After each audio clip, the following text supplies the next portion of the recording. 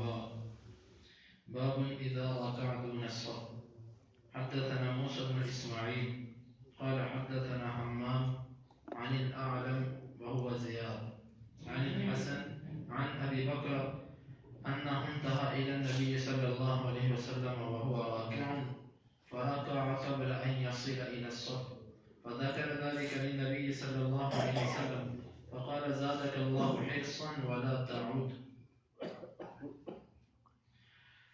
یہ باب ہے جب نمازی صف سے پیچھے ہی رکوع کر دے.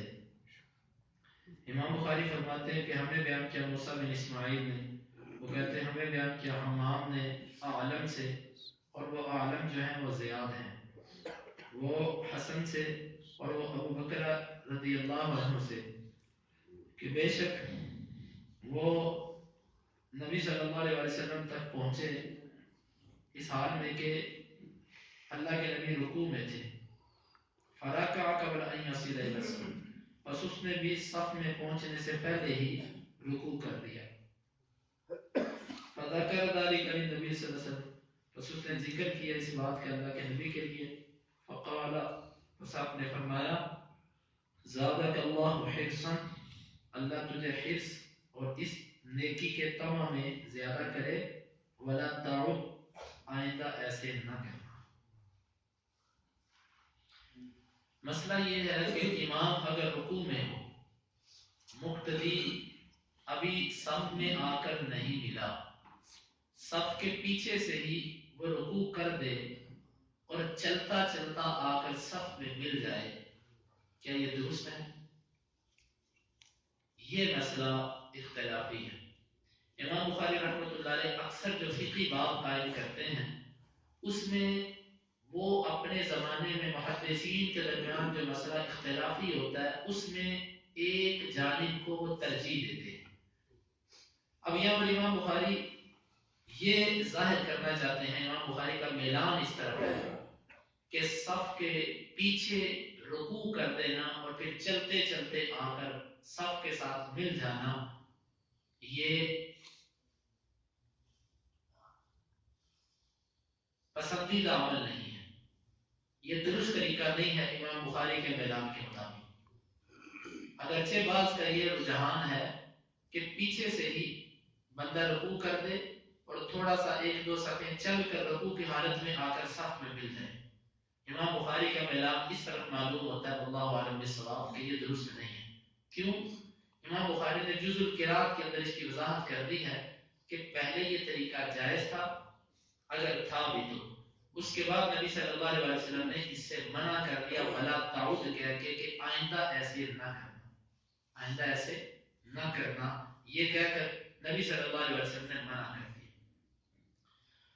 یہاں پر ایک اور بحث چھڑتی ہے، وہ بحث یہ ہے کہ اکیلے آدمی کی صف ہوتی ہے کہ نہیں ہوتی.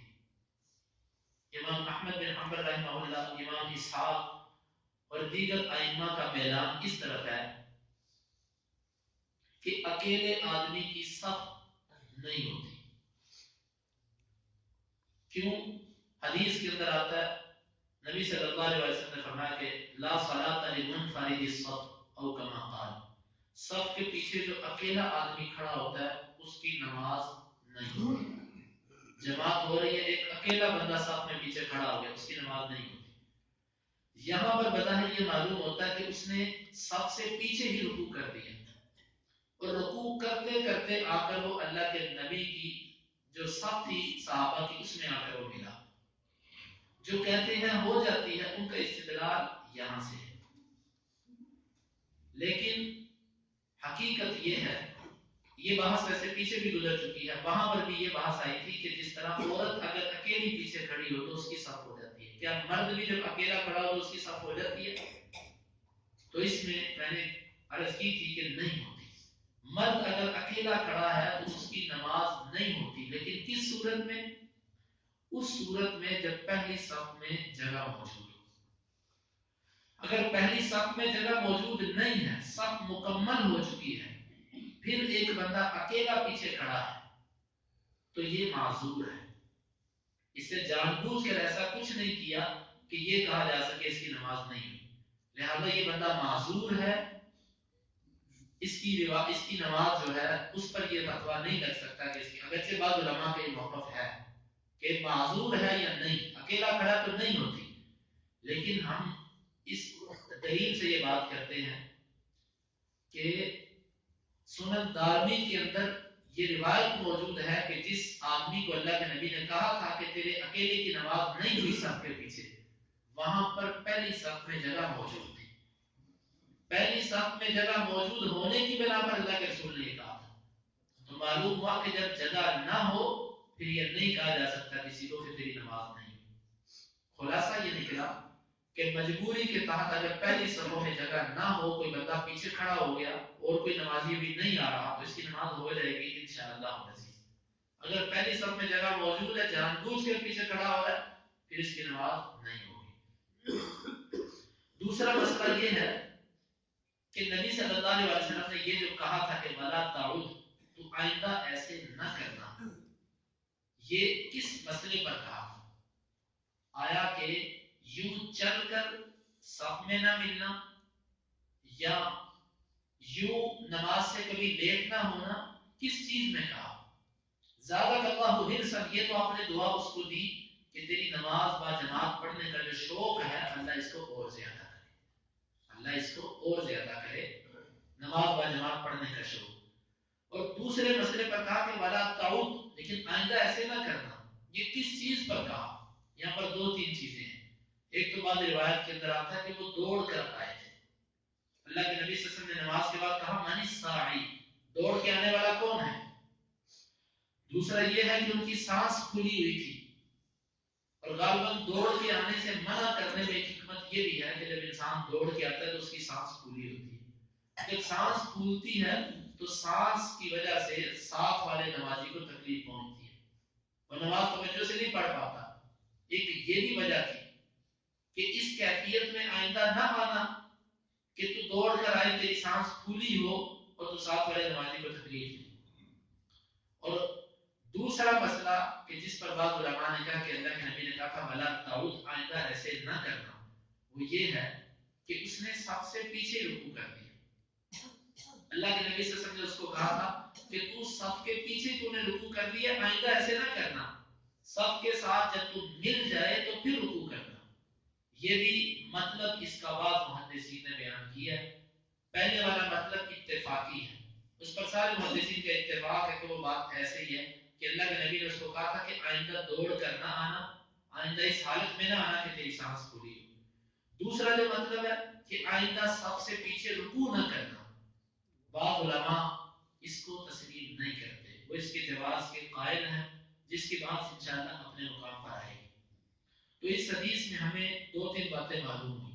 ایک تو امام جس حالت میں ہو مقتدی کو فوراً اسی حالت میں ہونا چاہیے، جس طرح کہ دوسری روایت میں وضاحت ہے، اللہ کے نبی نے فرمایا اگر تم مجھے دیکھو میں کھڑا ہوں تو تم بھی قیام کرو، اگر تم مجھے دیکھتے ہو میں رکوع میں ہوں تم بھی رکوع کرو، اگر تم مجھے دیکھتے ہو میں سجدے میں ہوں تو تم بھی سجدے میں چلے جاؤ۔ ہمارے بات بھائی یہ کرتے ہیں کہ امام رکوع میں ہوتا ہے، وہ آتے ہیں پہلے قیام میں کھڑے ہوتے ہیں کچھ دیر، اور پھر وہ سورہ فاتحہ پڑھتے ہیں یا نہیں پڑھتے، سبحان اللہ پڑھتے ہیں اور پھر رکوع میں آتے ہیں، یہ غلط ہے۔ جب امام رکوع میں ہے تو قیام کرنا بنتا ہی نہیں، اور بعض لوگوں کا یہ ذہن ہے کہ جب تک ہاتھ نہ باندھے جائیں اس وقت تک نماز میں داخل نہیں ہوتے، یہ بات یہ تصور درست نہیں ہے۔ وہ یوں کرتے ہیں، امام رکوع میں پہلے آتے ہیں، اللہ اکبر کہہ کہ وہ قیام کرتے ہیں، پھر ساتھ ہی رکوع میں چلے جاتے ہیں، قیام نہیں ہے اس وقت۔ جب امام رکوع میں ہے آپ آئے، اللہ اکبر کہیں اور رکوع میں چلے جائیں۔ ہاں یہاں پر بعض علماء کا یہ موقف ہے، وہ کہتے ہیں کہ اللہ اکبر دو دفعہ کہنا ہے۔ ایک دفعہ اللہ اکبر آپ نے کہا تکبیر تحریمہ کا، نماز میں داخل ہونے کے لیے ایک مرتبہ اللہ اکبر کہا، اور دوسری مرتبہ آپ نے اللہ اکبر کہنا ہے رکوع میں جانے کا، رکوع میں جانے کے لیے اللہ اکبر۔ اور کچھ علماء کی رائے یہ ہے کہ نہیں، دونوں اللہ اکبر ضم ہو گئے، ایک مرتبہ کہنا ہی دونوں کی جگہ کافی ہو جائے گا، واللہ اعلم بالصواب۔ تو یہ بحث بھی انشاءاللہ تھوڑی سی آگے اپنی جگہ پر آئے گی۔ تو ہمیں اس بات سے یہ بات معلوم ہوئی کہ اللہ کے نبی نے یہ جو کہا تھا کہ آئندہ ایسے نہ کرنا، بظاہر امام بخاری کا میدان جو ہے وہ اسی طرف ہے کہ سب سے پیچھے رکوع کرنا یہ درست نہیں ہے۔ یا بعض لوگ یوں پیچھے سے ہی دیکھتے امام رکوع جانے لگا، جلدی سے ابھی صف سے پیچھے ہی ہیں، جلدی سے ہاتھ باندھ کے فاتحہ شروع کر دی اور 2 قدم چل کے صف میں آ کے مل گئے، یہ بھی درست نہیں۔ رکوع کی حالت میں چل کر آ کر امام سے ملنا یہ بھی درست نہیں ہے۔ اللہ کے نبی نے اس کو کہہ دیا تھا ولا تعود، تو آئندہ ایسے نہ کرنا۔ بعض لوگ یہاں سے استدلال کرتے ہیں کہ نبی صلی اللہ علیہ وسلم نے اس کو یہ کہا تھا، اس سے سورہ فاتحہ نہیں پڑھی، تو اللہ کے نبی نے اس کو کہا تھا کہ تو یعنی کہ وہ یہاں سے استدلال کرتے ہیں اس سے سورہ فاتحہ نہیں پڑھی، اللہ کے نبی نے اس کو نماز دہرانے کا حکم نہیں دیا۔ حالانکہ یہاں کہیں بھی نہیں لکھا ہوا فاتحہ کا مسئلہ، اور یہاں کہیں بھی نہیں لکھا ہوا کہ اس نے اٹھ کر ایک رکعت دوبارہ نہیں پڑھی، یہ کہیں بھی نہیں لکھا بالفرض۔ اگر یہ استدلال مان بھی لیا جائے کہ اس نے رکوع میں آ کر ملا اور رکعت نہیں دہرائی، یہ بات مان بھی لی جائے تو بھی اب اس پر عمل نہیں کوئی کر سکتا۔ کیوں؟ اللہ کے نبی نے فرمایا ولا تعود، آئندہ تو ایسے نہ کرنا۔ اللہ کے نبی نے تو منع کر دیا اور آپ بار بار کرتے ہو اس کو، آپ اب بھی کیے جا رہے ہو، اللہ کے نبی نے تو منع کر دیا۔ لہذا اس حدیث سے جو لوگ فاتحہ کی عدم فرضیت پر استدلال کرتے ہیں ان کا استدلال درست نہیں ہے۔ اللہ کے نبی نے اس کو منع کر دیا تھا آئندہ تو ایسے نہ کرنا۔ اس پر ایک اور قرات بھی ہے، بعض اس کو پڑھتے ہیں ولا تعد، تو اب جو ہو گیا سو ہو گیا، تو اس رکعت کو نہ لوٹا، ولا تعد تو اس کا اعادہ نہ کر۔ لیکن زیادہ جمہور علماء محدثین اسی معنی پر ہیں کہ ولا تعود یہ عود سے ہے کہ تو اس کو دوبارہ آئندہ تو ایسے نہ کرنا، یہی اس کا معنی اور مطلب ہے۔ رکوع میں صف میں مل کر رکوع کرنا چاہیے، صف میں مل کر نماز شروع کرنی چاہیے، پیچھے نماز شروع کر لینا اور چلتے ہوئے آ کر صف میں ملنا یہ درست نہیں۔ یہی امام بخاری کے باب کا مقصد ہے۔ اللہ رب العزت سے دعا ہے کہ اللہ تعالیٰ کتاب و سنت کو سمجھنے کے لیے اس پر عمل کی توفیق عطا فرمائے۔ اللهم انفعنا بما علمتنا وعلمنا ما ينفعنا وزدنا علما، اللهم اقسم لنا من خشيتك ما تحول به بيننا وبين معصيتك، ومن طاعتك ما تبلغنا به جنتك، ومن اليقين ما تهون به علينا مصائب الدنيا، متعنا اللهم بأسماعنا وأبصارنا وقواتنا أبدا ما أحييتنا، واجعله الوارث منا، واجعل ثارنا على من ظلمنا، ولا تجعل مصيبتنا في ديننا، ولا تجعل الدنيا أكبر همنا ولا مبلغ علمنا، ولا تسلط علينا من لا يرحمنا، وآخر دعوانا